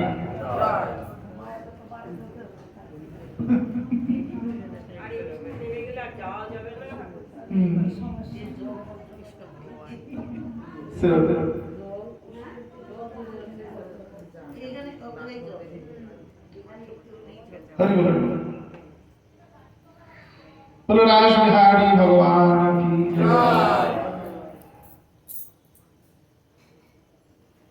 प्रभु रामचंद्र से प्रणाम করেছেন গুরুদেবের কাছে, শ্রীল গুরুদেবকে। তো গুরুদেব রাজসূয় যজ্ঞে সব ঠিক ছিল তো? গুরুদেব বশিষ্ঠ বললেন ঠিক তো ছিল, আমি খুব অপমানিত হয়েছি। প্রভু রামচন্দ্র বলছেন আমার গুরুদেবকে অপমান করেছে, জগতে এমন কে আছে? এমন কে আছেন গুরুদেব যে আমার গুরুদেবকে অপমান করেছে? গুরুদেব বলছে সত্য অঙ্গীকার করো, আমি যা বলবো তুমি তাই করবে।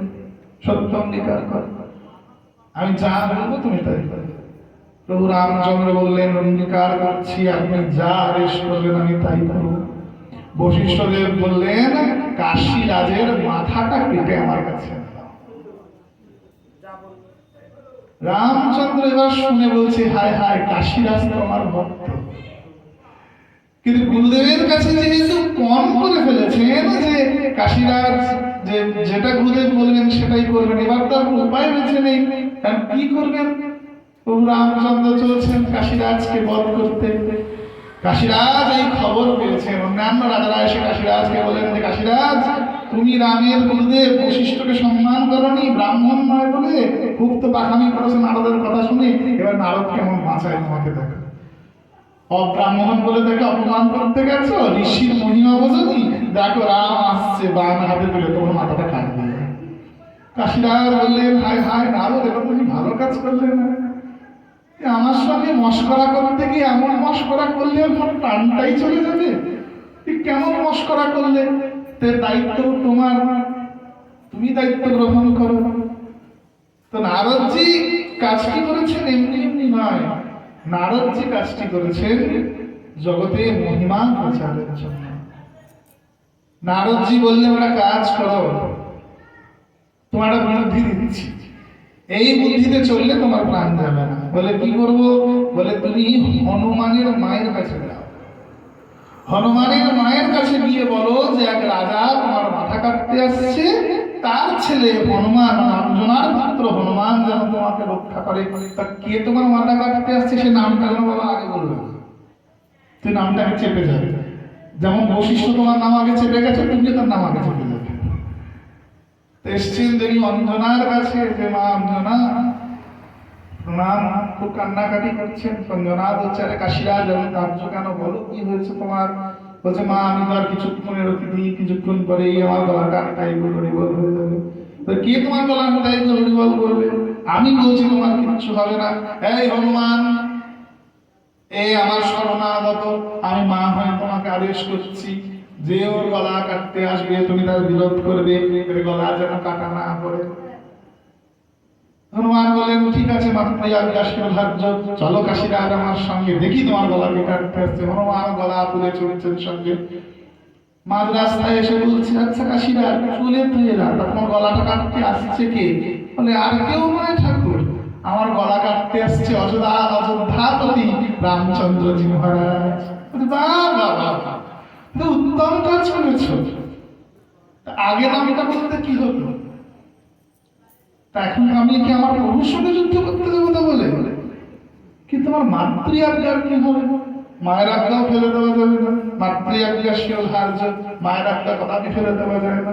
যে পুত্র বা কন্যা পিতা মাতার আদেশ বা আজ্ঞা পালন না করে সে কদাপি সন্তানই না, তার ধর্ম এমনি ভ্রষ্ট, তার ধর্ম কখনো ধর্ম হতে পারে না। হ্যাঁ, তুই অবশ্যই হরিভজন ব্যতী রেখে, যদি পিতা মাতা হরিভজনে বাধা রাখে তাহলে কিন্তু পিতা হিরণ্যকশিপুর আর মা কইকেই সমতুল্য হয়ে যান। হরিভজনের ক্ষেত্রে না পিতা, না মাতা, না ভ্রাতা, না বন্ধু, না গুরু, না সখা, না পত্নী, কারোর কথাই শোনা যাবে না, মানে হরিভজন সব করতে। হনুমান বললেন যে কি ঝামেলা, এবার আমি কি করি? কাশিরাজ বললেন, আরে তাহলে কি আপনি আমার হয়ে লড়বেন না? আরে দাঁড়াও, ঠিক আছে, লড়ার কথা কেন বলছো? তুই ভাবতে পারছো কার সঙ্গে লড়তে বলছো আমাকে? হনুমান তো শিবের অবতার, রামচন্দ্র নারায়ণের অবতার, তা শিব আর বিষ্ণুতে যদি যুদ্ধ হয় তাহলে বিশ্ব ব্রহ্মাণ্ড নষ্ট হয়ে যাবে, তো ব্রহ্মাণ্ডটাই থাকবে না বেচারি। তুমি কি করি? হনুমান বলছে, আরে দাঁড়াও দাঁড়াও, আগে তুমি মাথা খারাপ করো না, আর ভাবতে দাও কি করা যায়। তাহলে কাজ করো, শোনো, তুই বেনারসে যাও, বেনারসে গিয়ে গঙ্গায় দাঁড়িয়ে তুমি অনর্গল রাম রাম রাম রাম নাম জপ করা শুরু করে দাও। তুই নাম জপ করো, যাও, চলে যাও। কাশিরাজ হনুমানের কথা শুনে দৌড়ে গিয়ে বেনারসের জলে গঙ্গায় দাঁড়িয়ে রাম রাম রাম জপ করছে। রামচন্দ্র তো খুব রুখে এসেছেন, এক্ষুনি বাণ দিয়ে সত্যানাশ করে দেবেন।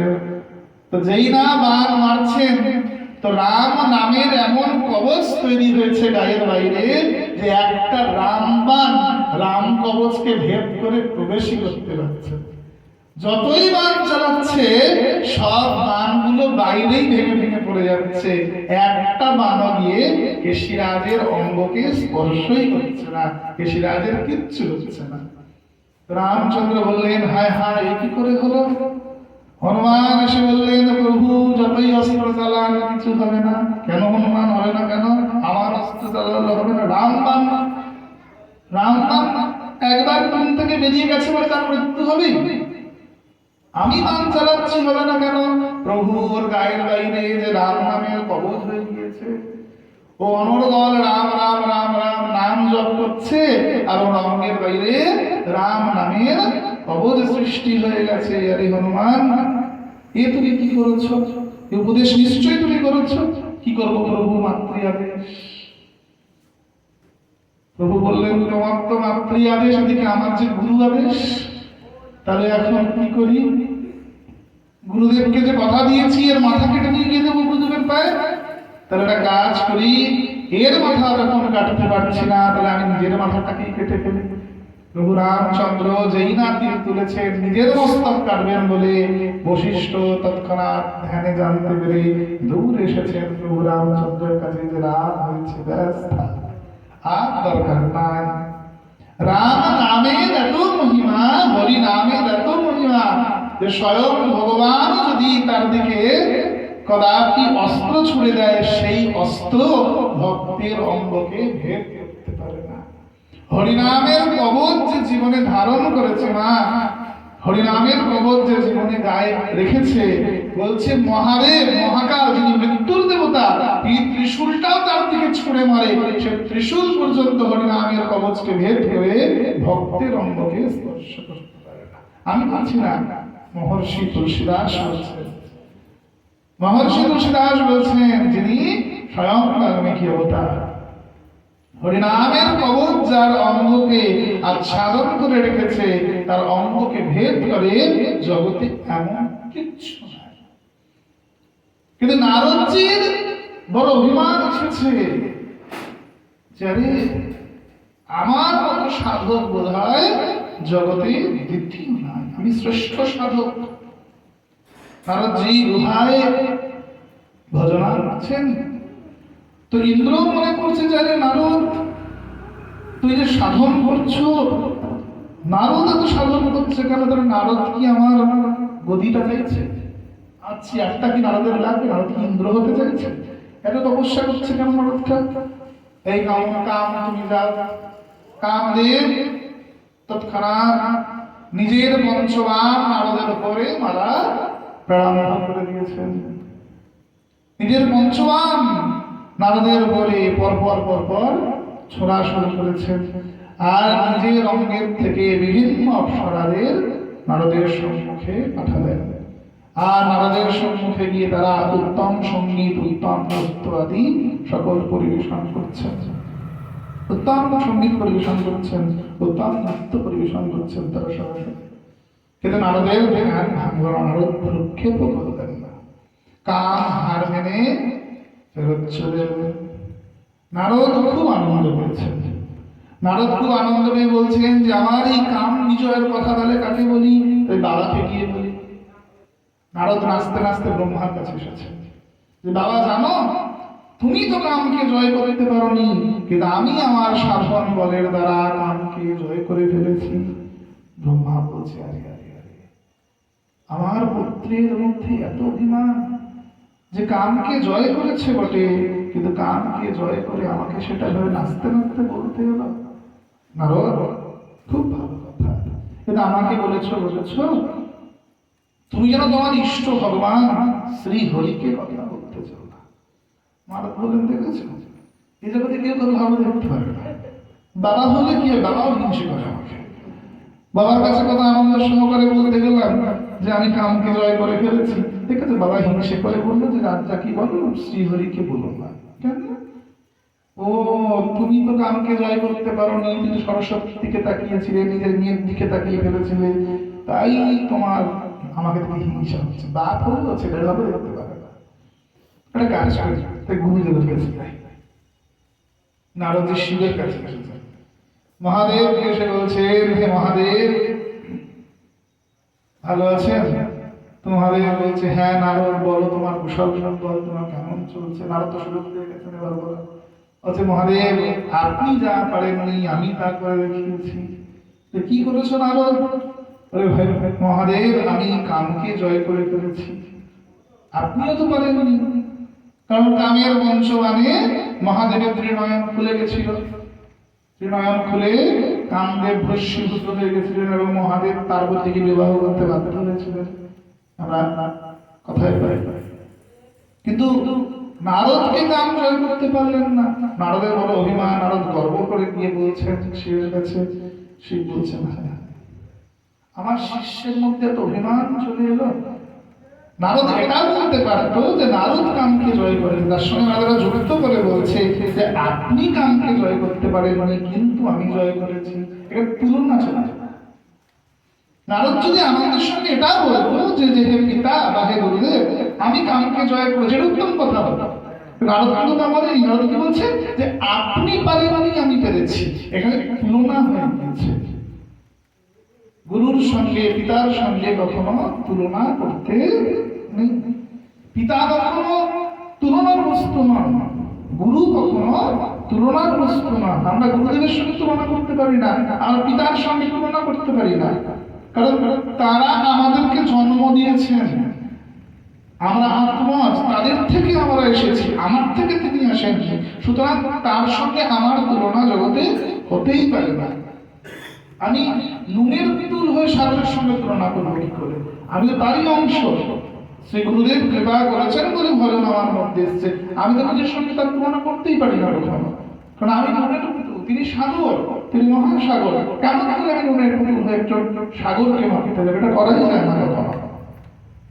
তো দেবর্ষিপাদ নারদ মহাদেবকে বলছেন, হে মহাদেব আপনি যা পারেননি তা আমি করে দেখিয়েছি। গুরুদেব কি না, আমি কামকে জয় করে দেখিয়েছি। কাম আমাকে স্পর্শ করতে পারেনি, কাম আমাকে ধরতেও পারেনি গুরুদেব। তাই নাকি? খুব ভালো কথা। কিন্তু নারদ একটা কাজ করো, আমাকে বলেছ তুমি যখন তোমার ইষ্ট আমার প্রভু শ্রী হরিকে কথা কথাটি বলতে চাও না। উত্তম উপদেশ করেছেন যে অভিমানের কথা ভগবানকে গৌরব করবে না, ভগবান সব সহ্য করেন, গৌরব অভিমান সহ্য করেন না। পিতা উত্তম উপদেশ করেছেন, গুরু উত্তম উপদেশ করেছেন, কিন্তু বিনাশকালে বিপরীত বুদ্ধি, যার বিনাশ হওয়ার হয় তার বিপরীত বুদ্ধি চলে আসে। তিনি গুরুর কথাতে উল্টো দেখেন আর পিতার কথাতে উল্টা দেখেন। জগতে সবাই আমাদের খারাপ চাইল, পিতা মাতার গুরু কখনো আমাদের খারাপ চান না, কিন্তু নারদ দুজনের কথায়, পিতার কথায় এবং গুরুর কথায়, উভয়ের কথাতেই উল্টা দিতে, উল্টো দিতে সোজা দিতে। নারদজি বৈকুণ্ঠে গেছেন নাচতে নাচতে, দেখেছ? বাবা তো হিংসা করলোই করলো, গুরুদেবও হিংসা করলো, গুরুদেবও ভালো দেখতে পারলো না আমার। নিজে তো কামের মান সহ্য করতে পারলো না, পার্বতীকে বিয়ে করে সংসারী হয়ে বাচ্চা কাচ্চা নিয়ে বসে আছে, গণেশকে নিয়ে, কার্তিকেয়কে নিয়ে, আর আমি ব্রহ্মচারী হয়ে আছি। আরে এই জগতে কেউ কারো ভালো দেখতে পারে না, এই গুরুদেব হয়েও আমার ভালো দেখতে পাচ্ছে না, গুরুদেব হয়ে আমার সঙ্গে তুলনা করছে, আমাকে উপদেশ করলো ভগবানকে নিয়ে যেতে না বলি। কেন? ভগবানকে বললে কি হবে? ভালো করেছি তো এটা না বলার কি আছে? যে ক্লাসে ফার্স্ট হয় সেই রেজাল্টটা নিয়ে সবাইকে দেখায়, দেখো আমি ফার্স্ট হয়েছি। এখন যে সেকেন্ড হয়েছে সে যদি বলে যে এই সময় কি ফার্স্ট হয়েছিস আমাকে বলেছি অন্য কাউকে বলতে যাস, আর সে কি আর শুনবে? সে তো ফার্স্ট রেজাল্টটা নিয়ে দৌড়বে। নারদ যে দৌড়েছে বৈকুণ্ঠে, ভগবান সমাদৃত করে বসিয়েছেন, হে নারদ এসো, খুব ভালো। হে ঋষিবর, হে দেব ঋষি, কিন্তু দেবতা হলো ঋষি। নারদ কি দেবতা হলো ঋষি, ব্রাহ্মণ হয়েও যিনি ঋষি তিনি ব্রহ্মর্ষি, যিনি মহান ঋষি তিনি মহর্ষি, যিনি রাজা হয়েও ঋষি তিনি কি রাজর্ষি। রাজর্ষিকে, রাজর্ষির একটা উদাহরণ, রাজর্ষি কাকে বলা হয়? রাজর্ষি জনক। রাজর্ষিকে রাজর্ষি জনক, রাজর্ষি অম্বরীশ। অম্বরীশ মহারাজ রাজা হয়েও ঋষি, যিনি রাজগদ্দির মোহ যার মধ্যে নাই, যিনি ক্ষত্রিয় হয়েও নববিধা ভক্তিকে যাজন করেছেন, যিনি রাজা অম্বরীশের মতো রাজর্ষি, জনকের মতো রাজর্ষি, এদের মতো ঋষি, এদের মতো ত্যাগী তো সন্ন্যাসীরা হতে পারে না। এনারা গৃহস্থ হয়ে যে ভজন করে দেখিয়েছেন, সন্ন্যাসীদের মধ্যেও এমন হরিভজন দর্শন নয়, দর্শন করা যায় না। গৃহস্থ সাধু, গৃহস্থ বৈষ্ণব মানে সে ফেলে দেওয়ার জিনিস নয়। মহাপ্রভু নিজের মুখে বলছেন না যে গৃহস্থ বৈষ্ণব দেখিয়া না করিব হেলা। আমি আমার নিজের জীবনে, আমি সন্ন্যাসী হয়ে বলছি, আমি আমার জীবনের এই 15 বছর বৈষ্ণব পথে এমন এমন গৃহস্থ ভজনীয় ভক্ত দেখেছি যারা সন্ন্যাসীদের বাবাজিদের কান কেটে দেয়, এমন হরি ভজন করে, এমন তীব্র হরি ভজন করে, এমন ত্যাগ, এমন তিতিক্ষা, এমন হরি কথার প্রতি স্পৃহা, এমন হরিনামের প্রতি স্পৃহা, দিনে 2 লক্ষ হরিনাম করে এমন অনেক গৃহস্থ আছে। যারা সাধুরা বাবাজিরা হয়তো করে উঠতে পারে না, এটা গৃহস্থরা করে উঠতে পারে। তাই গৃহস্থ মানেও সে ফেলে দেওয়ার নয়, গৃহস্থ হয়েও ভজনের একেবারে পরাকাষ্ঠা অবধি পৌঁছানো যায়। পরিস্থিতি কখনো আমাদের প্রতিকূল নয়, প্রতিকূল আমাদের মানসিকতা। যে কোনো পরিস্থিতিতেই যে ভজনকে এগিয়ে নিয়ে যেতে পারে সেই ভজন। নারদজি শ্রীহরির কাছে এসেছেন, হরি বলছেন, বলো নারদ তোমার কুশল মঙ্গল বলো। বলে প্রভু আপনি যা করতে পারেননি আমি তা করে দেখিয়েছি। এবার ভগবানের সঙ্গে তুলনা করে ফেলেছে নারদ। প্রভু আপনি যা করতে পারেননি আমি তা করে দেখিয়েছি। কি করেছ নারদ? কামনাকে জয় করেছি। আপনি তো কামাসক্ত হয়ে লক্ষ্মীর হাতে মালা করার জন্য ছুটে গেছিলেন সমুদ্র মন্থনের পরে, কিন্তু কাম আমাকে বশীভূতই করতে পারেনি। ভগবান বললেন হায় হায় হায়, আমার অর্ধাঙ্গিনী আমার বল্লভা লক্ষ্মীর মালা পরাকে নারদ কামনা রূপে দেখল। নারদের এত অদ্ভুত হয়ে গেল যে নারদ অহংকারে দিশাহারা হয়ে নারদ লক্ষ্মীর বলমল্ল নিবেদনকেও কামনা রূপে দেখছে। নারদ এত অহংকারী হয়ে গেছে যে নারদ তুলনা করছে। আরে নারদ এ কি স্খলন! ভগবান বলেন বাহ বাহ, খুব উত্তম, খুব উত্তম আছে, উত্তম আছে নারদ। নারদ বেরিয়ে যাচ্ছেন, বৈকুণ্ঠ হইতে মর্তের দিকে আসছেন। আবার ভগবান নিজের অঙ্গ হইতে মায়া নগরী নির্মাণ করলেন। মায়া নগরী, এই মায়া নগরী দেখে নারদের মন খুব আনন্দিত হলো যে কি সুন্দর নগরী, কি সুন্দর নদী, কি সুন্দর গ্রামবাসী। আরে এত সুন্দর নগরীতে রাজা কি চাইতো একটু রাজার সঙ্গে দেখা করে আসে। তো নারদ দেখা করতে আসলেন রাজার সঙ্গে। শিলরাজ সিংহাসনে বসে আছেন, নারদজিকে আসতে দেখলেন, দেখে সমাদৃত করলেন। আসুন মহারাজ, সাধু এসেছেন। সাধুকে বসিয়ে চরণ ধৌত করলেন, উত্তম প্রসাদ দিলেন, গন্ধ পুষ্প মাল্য আদি প্রদান করলেন সাধুকে। বলুন মহারাজ আপনার কি সেবা করতে পারি? তো নারদজি বললেন কোনো সেবা নয়, আমি তোমার নগরী ঘুরতে এসেছি। তো শীল মহারাজ বললেন প্রভু যখন এসেছেন তো আপনি তো উত্তম সাধক, আপনি দেবর্ষি নারদ, তাহলে ওটা দেখুন না, আমার কন্যার 1 সপ্তাহ পরেই স্বয়ংবর সভা আছে, তো একটু আমার কন্যার ভাগ্য গণনা করে যান। তো রানীকে বলেছেন যে যাও ব্রহ্মমোহিনীকে নিয়ে আসো। তো ব্রহ্মমোহিনী বিশ্বমোহিনী এসেছেন নারদজির সামনে। বিশ্বমোহিনীকে দেখতে এত সুন্দর, তা দেখে নারদজি বলছেন যে আরে 1 সপ্তাহ পরে এই মেয়েটার সর্বসভা হবে, তাহলে তো মেয়েটা পরের হয়ে যাবে, দেখতে তো বড় সুন্দর। ইস কি ভালো হতো যদি এই মেয়েটাকে আমি আমার বউ করে পেতাম, এটাকে যদি বিয়ে করতে পারতাম, বড় সুন্দর দেখতে রমণীটিকে। আহা, নারদ জীবনে ভাবছে এখন কি করি, কন্যার বাবা তো কন্যা কিনেছে আমাকে প্রণাম করাতে, আর আমার তো ইচ্ছাই কন্যাকে বিয়ে করতে। কিন্তু এখন যদি রাজাকে বলি যে রাজা আমি তোমার মেয়েকে বিয়ে করতে চাই, রাজা তোমাকে ছেঁচা করবে, সাধক গামা শ্যাওলা টাওলা দাড়ি টাড়ি জন্মে গেছে, এই সাধকের এখন বিয়ে করার শখ জেগেছে, কিন্তু ভারী গন্ডগোল। এখন আমি কি করি? নারদজি বলছেন যদি এখন এখান থেকে আমাকে কেউ উদ্ধার করতে পারেন তাহলে একমাত্র আমার প্রভু শ্রীহরি। যে বৈকুণ্ঠে, বৈকুণ্ঠে ভগবানের কাছে এসেছে, এসে বলছেন প্রভু আমি সারা জীবন আপনার সাধন করেছি, আপনার লীলার সহায়তা করেছি, কিন্তু জীবনে কোনোদিন আপনার কাছে কিছু যাচনা করিনি। তো প্রথমবারের জন্য এসেছি, যদি আপনি আমায় কিছু প্রদান করেন। নারদ বলো, কি প্রদান করবো তোমাকে? প্রভু, আমার একজনকে খুব ভাল লেগেছে, একটু বিয়ে করতে চাই। শ্রীহরি মুচকি মুচকি হাসছেন, ভালো কথা, বিয়ে করবে। তো বলো, তুমি আমার কাছে কি চাইতে এসছো? তাহলে প্রভু এই বৈষ্ণব বেশে, সাধক বেশে, সন্ন্যাসী বেশে কোন বাবা মাকে নিয়ে দেবে? তা আবার রাজার মেয়ে, রাজার কন্যা, আর বাপ যদিও দেয়, মেয়ে তো আমার গলায় গলা মাল্য দেবেন না। তা একটা কাজ করুন, আপনি আমায় কৃপা করে আপনার মতো রূপ আমাকে প্রদান করুন। আমি আপনার মতো রূপ কামনা করি। মুক্তি 5 প্রকার, তার মধ্যে একটি হচ্ছে স্বরূপ মুক্তি, যেখানে ভগবানের মধ্যে মুক্তি হয়ে যায়। নারদ তো মুক্তির ঊর্ধ্বে, নারদ মুক্তির কামী নন, নারদ তো সেবক, নারদ সেবায়, নাম সংকীর্তনে নারদ শ্রেষ্ঠ, নারদ তো মুক্তির ঊর্ধ্বে।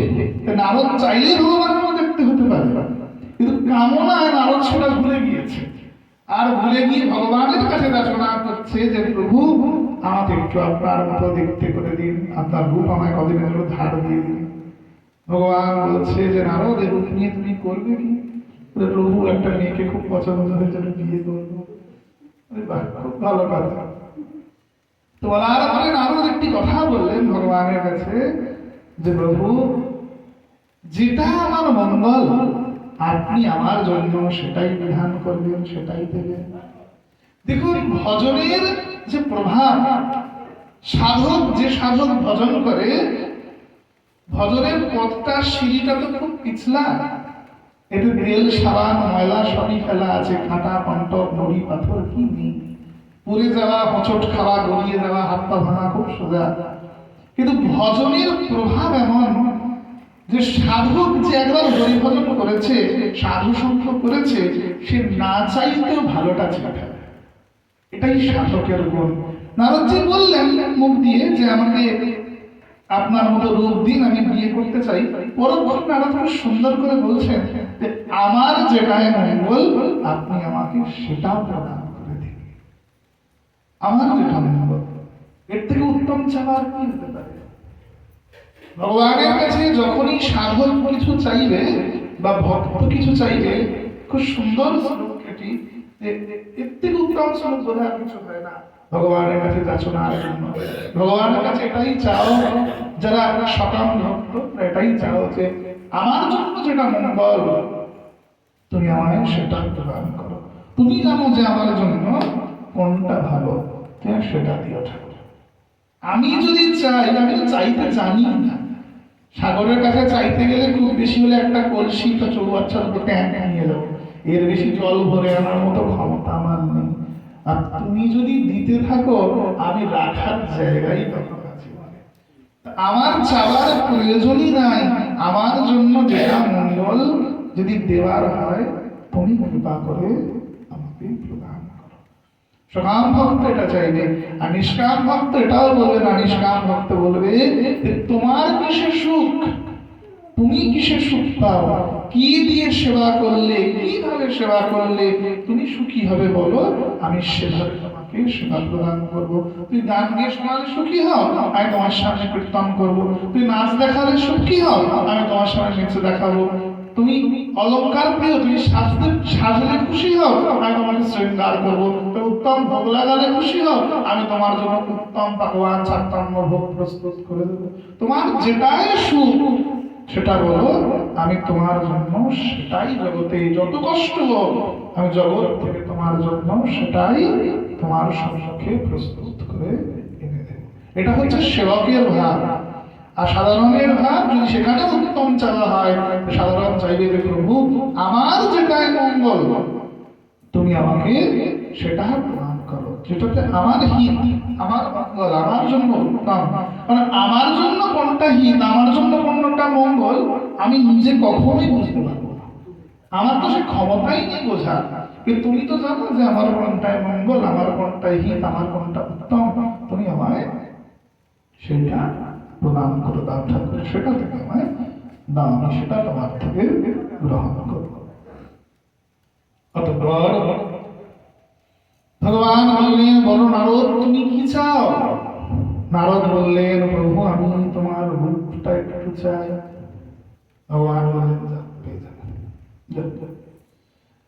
তো বিশ্বমোহিনী স্বয়ংবর সভা দেবর্ষি নারদ প্রবেশ করেছেন ভিতরে সম্মুখে।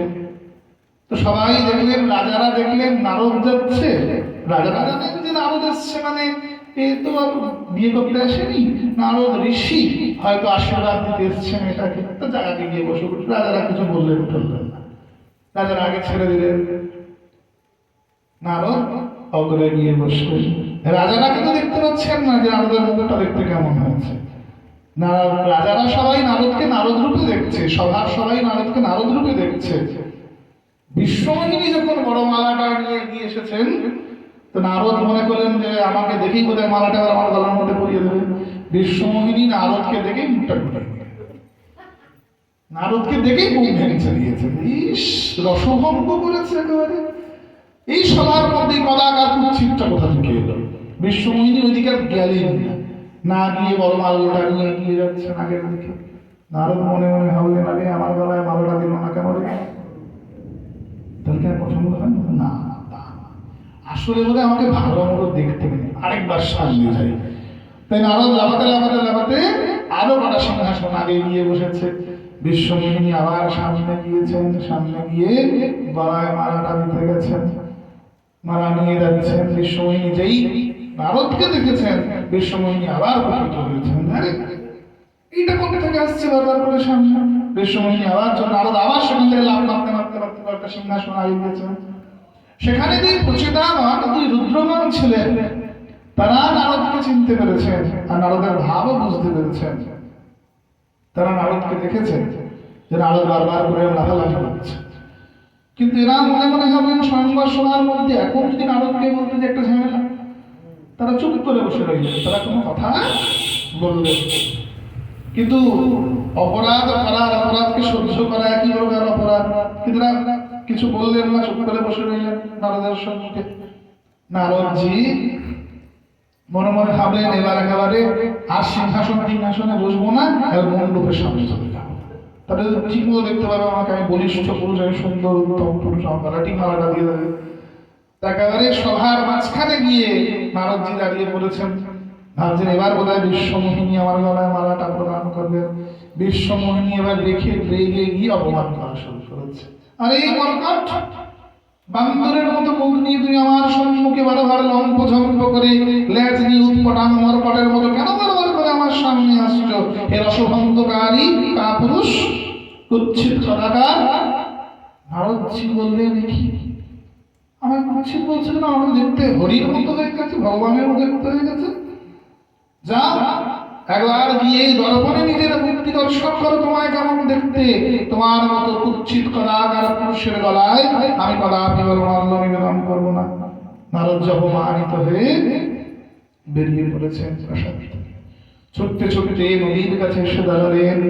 নদীতে যেই মুখটা দেখছে মুখটা বাঁদরের মতো হয়ে গিয়েছে, মরকটের মতো। ওই নারদজি যে বলেছেন যে তোমার মতো রূপ চাই, বলছে কোন রূপ? তোমার মতো সুন্দর রূপ চাই।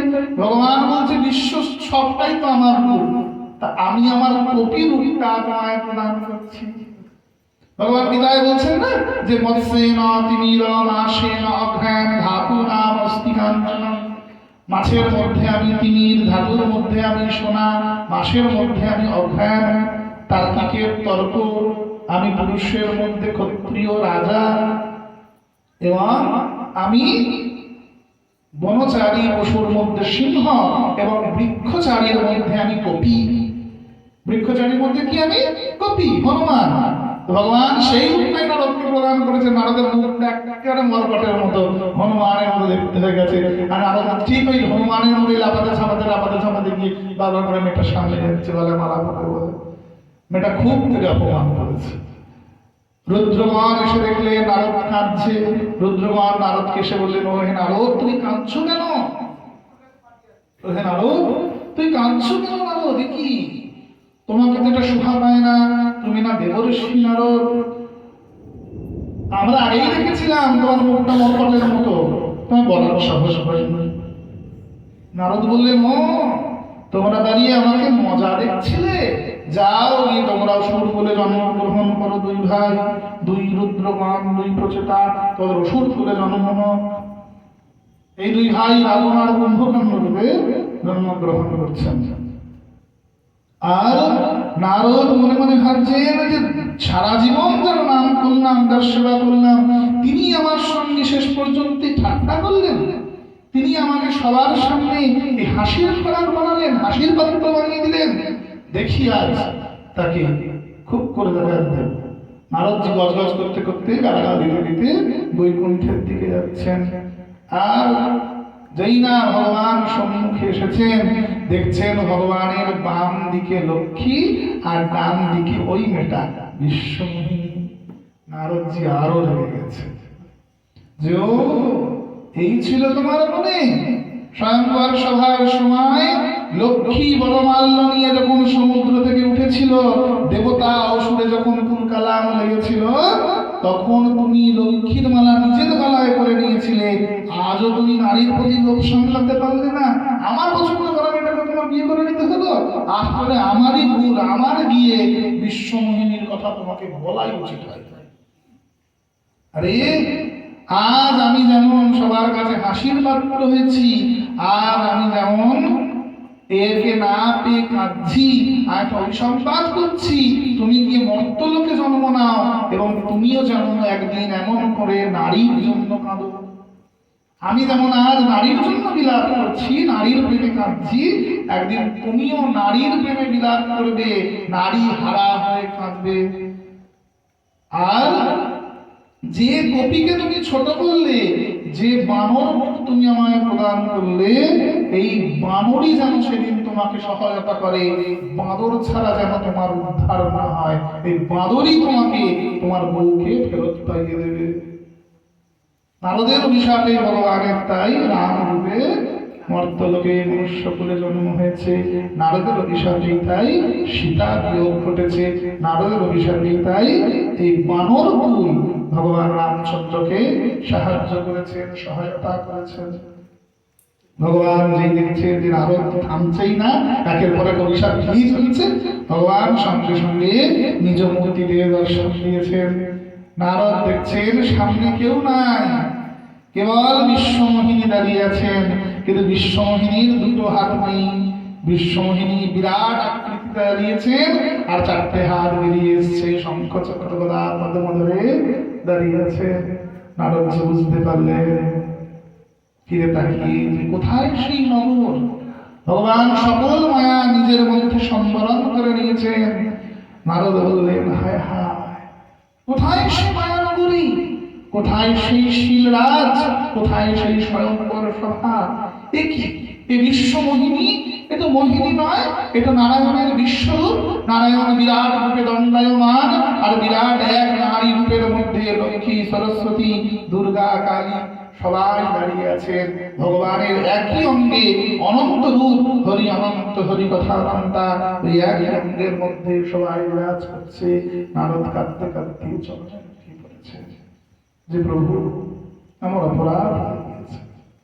না নারদ, তুমি আমার শ্রেষ্ঠ ভক্ত, তুমি আমার কাছে প্রার্থনা করে বলেছিলে যা তোমার জন্য হিতকর, যা তোমার জন্য মঙ্গল, তাই তোমায় প্রদান করতে, আমি তোমাকে তাই প্রদান করেছি।